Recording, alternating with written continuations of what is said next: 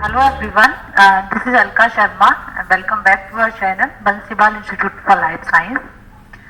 तो आज का हमारा जो सेशन है वो एक introductory as well as welcoming session रहने वाला है आप सबके साथ, जिसमें हमारे साथ जुड़े हुए हैं doctor Bhagat Singh sir.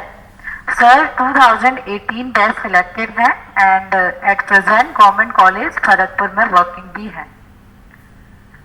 Along with he had experience in school education also as worked in RPSC school lecturer. In short, guided several students across India. तो फर्स्टली तो सर इंटरव्यू के regarding all the basic points आपके साथ share करेंगे and after that you all will share your basic introduction with us. So now over to you sir. पहले मैं आपका थोड़ा सा जानकारी चाहूँगा, आपका इंट्रोडक्शन चाहूँगा, आपकी मतलब एजुकेशन क्या है, नेट जेआरएफ पीएचडी क्या किए हुए हैं, तो आप बताएंगे। सतपाल जी आप बताएं पहले। मैं तो नेट क्वालिफाई हूँ सर। और कब किया सर एमएससी बैच कौन सा है आपका? एमएससी तो पहले से सर, मैं स्कूल टीचर हूँ। अच्छा, स्कूल में पोस्टेड है आप, है ना? जो इंटरव्यू बोर्ड होगा आपके सामने वो बहुत अच्छी तरह से जानता है कि आप पूरी तरह से क्वालिफाइड हैं। नेट आप पहले से ही ऑल इंडिया लेवल में क्वालिफाई करके आए हैं, सेट क्वालिफाई करके आए हैं, तो आपको सब्जेक्ट की नॉलेज है। तो बेसिकली वहाँ पे वो सब्जेक्ट की बहुत ज़्यादा डीप नॉलेज टेस्ट करने के लिए नहीं बैठे। जब आप टीचिंग प्रोफेशन में जाते हैं तो आपका एटीट्यूड और एप्टीट्यूड उस प्रोफेशन के हिसाब से है कि नहीं, एक छोटे से टाइम में वो देखना चाहेंगे। किस तरह से देखना चाहेंगे, थोड़ा सा हम स्ट्रक्चर देख लेते हैं उसका। सबसे पहले जनरली जो सबके साथ हमें देखा है वहाँ पे कि वो आपको कुछ ना कुछ टॉपिक वहाँ पे प्रेजेंट करने के लिए कहेंगे, आपको पढ़ाने के लिए कहेंगे बोर्ड के सामने। आपकी टीचिंग स्किल्स देखने को उनका वो रहता है कि भाई आप एक छोटे से टाइम में कितने सारे जो स्किल्स हैं वो दिखा पाते हैं आप, है ना। लेक्चर मेथड शुरू में होता है सर, ये हाँ जी स्टार्टिंग में करते हैं क्या ये? हाँ बिल्कुल सबसे पहले जाते ही नहीं, ऐसा कोई फिक्स पैटर्न नहीं है, ऐसा कोई फिक्स पैटर्न नहीं है कि स्टार्टिंग में करेंगे लास्ट में करेंगे। जनरली वो सबसे पहले जाते हुए आपका इंट्रोडक्शन पूछते हैं, नाम पूछेंगे आपसे, कहाँ से आए हैं आप, एजुकेशन क्या रही, और वो पढ़ाने के लिए बोलते हैं।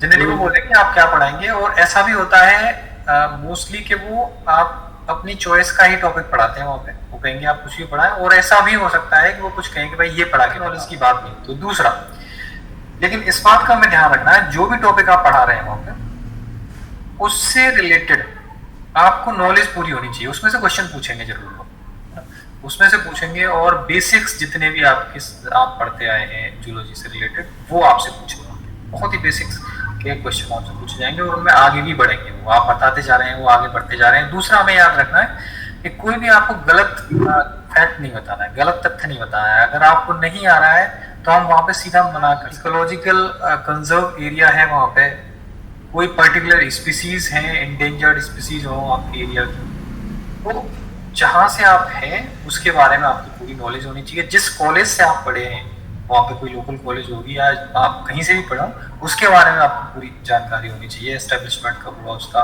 और सारी चीज़ें आपको पता होनी चाहिए। ये बेसिक चीज़ें आपसे पूछी जाएंगी। आपके एरिया में आप जनरल हिस्ट्री भी पूछी जाती है कि भाई उसका इतिहास क्या रहा वहाँ पे, ये सारी चीज़ें भी आपको पता होनी चाहिए। तो सबसे पहले तो ये हमें अपने एरिया के बारे में, दूसरा अपने सब्जेक्ट की बहुत ही बेसिक नॉलेज, ठीक है, हर टॉपिक को टच करते हो क्योंकि आपने सारी चीज़ें पढ़ी हुई है।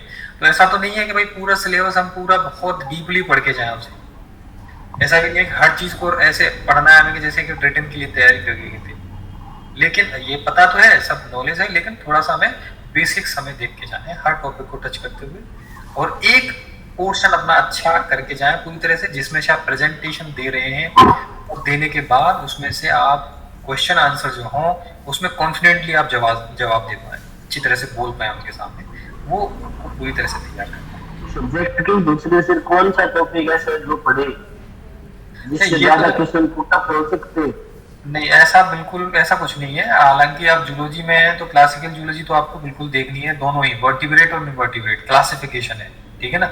ये चीज तो सबसे पहले आता है। जैसे जूलॉजी की बात आती है ना, तो सबसे पहले तो हमें क्लासिकल जूलॉजी, जैसे टैक्सोनॉमी है, वर्टिब्रेट है, इनवर्टिब्रेट है, क्लासिफिकेशन है, एग्जाम्पल्स है, फाइला है, उन सबके उनकी बेसिक नॉलेज तो हम, क्योंकि हमें उस 11th क्लास से पढ़ते आ रहे हैं उसे, है ना, तो उसके बारे में तो हमें बिल्कुल जानकारी होनी ही चाहिए। क्लासिफिकेशन की जानकारी बहुत अच्छी होनी चाहिए हमारे पास, तो वो कहीं से भी पूछे। जियोलॉजिकल नेम हमारे पास होने चाहिए। वो अब ये ऐसा कोई पर्टिकुलर पैटर्न नहीं है, लेकिन ऐसे भी पूछ सकते हैं वो 5 एनिमल्स के कोई जियोलॉजिकल नेम बताइए आप, 5 एंडेंजर्ड स्पीसीज के नेम बताइए, कोई भी बर्ड्स के नेम बताइए।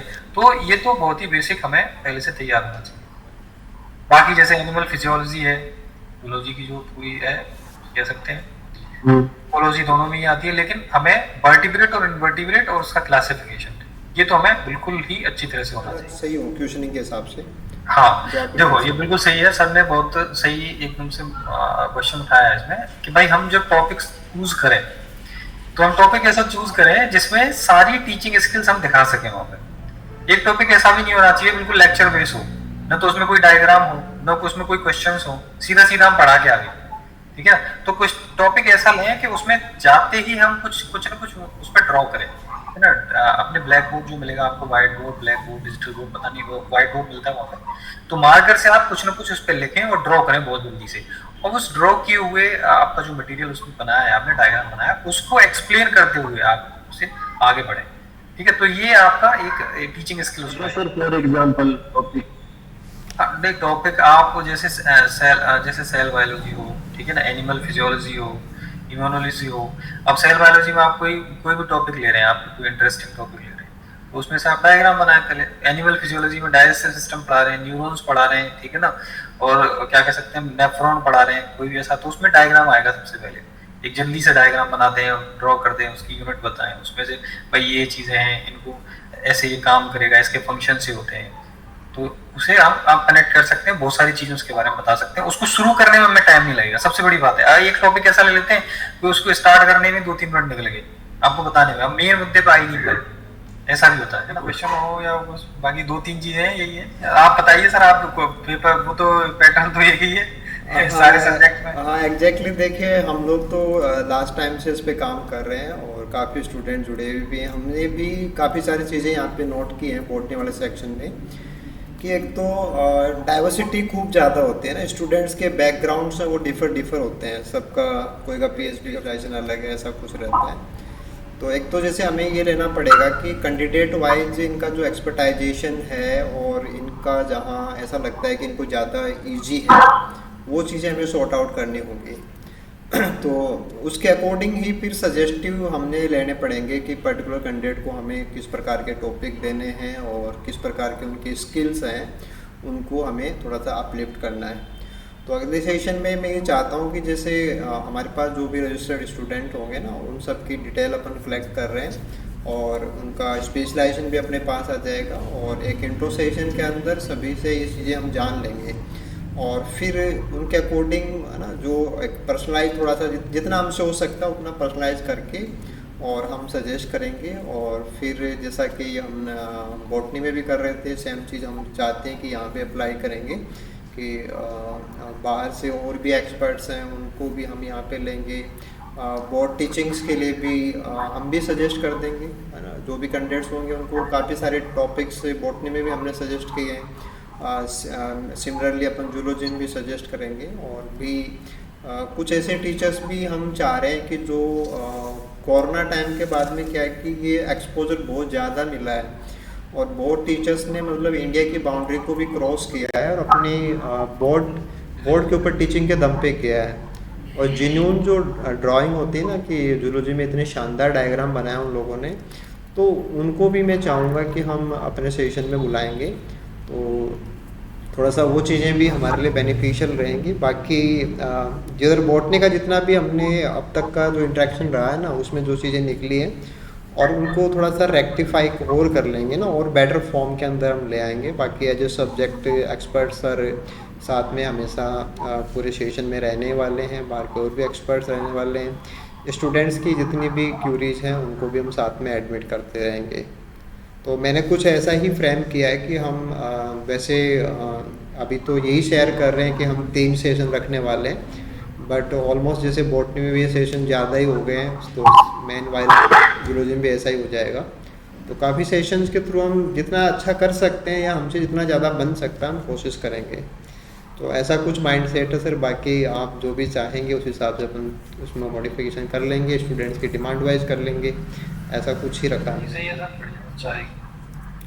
हाँ, तो एक बात जैसे मैंने सोचा था कि अभी आरपीएससी की तरफ से थोड़ा डिले चल रहा है, तो थोड़ा सा फिर बीच में ये भी लगा कि कुछ स्टूडेंट्स ने ये भी कहा कि सर अभी हमारा फर्स्ट ग्रेड का एग्ज़ाम भी आ रहा है। तो हालांकि देखो चीज़ें तो सभी लेनी पड़ेंगी, बट ये भी अपनी जगह पे तैयार करना ज़रूरी है। आपने जैसे बताया कि सिलेबस से भी गो थ्रू होना ही पड़ेगा, मीनवाइल टॉपिक्स भी चूज़ करने पड़ेंगे, उनको तैयार भी करना पड़ेगा, और क्वेश्चंस भी सेल्फ लेवल पे भी डिज़ाइन करने पड़ेंगे कि पर्टिकुलर टॉपिक से क्या क्या पूछा जा सकता है, जैसे हमने बॉटनी में करवाया। तो चीज़ें टाइम तो लेंगी, बट फिर भी अपन चाहते हैं कि एक ना प्रोएक्टिव फॉर्म के अंदर अपन रह के इन चीज़ों को टाइम भी कर लेंगे। तो आई होप सारा कुछ इजीली अपन मैनेज कर लेंगे, बाकी आगे जो भी इम्प्रूवमेंट है वो सब रहते रहेंगे। Okay, so thank you sir, this session will be really informative. तो जो स्टूडेंट्स ऑनलाइन इस वीडियो को देख रहे हैं और जूलॉजी मॉक में एनरोल करना चाहते हैं, तो ऐप की लिंक हम डिस्क्रिप्शन में आपको शेयर कर देंगे, आप वहां से ज्वाइन कर सकते हैं। So thank you so much sir, this is all about for today. So as I said before, the students, am I audible? Yes, yes, आवाज आ रही है, बोलिए। So as I said before, जो भी स्टूडेंट जूलॉजी मॉक के लिए enrol करना चाहते हैं, ओके, तो डिस्क्रिप्शन में हम कमेंट बॉक्स में लिंक शेयर कर देंगे, तो आप वहां से ज्वाइन कर सकते हैं। Okay, thank you so much. Thank you.